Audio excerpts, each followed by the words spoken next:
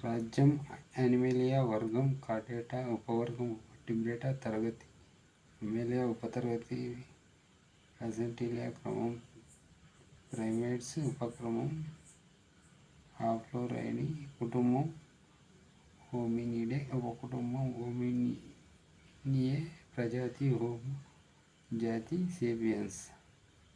జీవుల వర్గీకరణ. లినియస్ జీవులను 2 రాజ్యాలుగా వర్గీకరించాడు హేకెల్.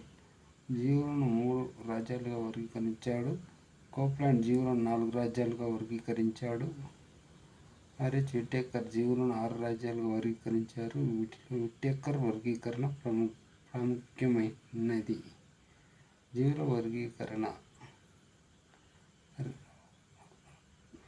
రాజ్యాల వర్గీకరణ, 3 రాజ్యాల వర్గీకరణ, 4 రాజ్యాల వర్గీకరణ, 5 రాజ్యాల వర్గీకరణ.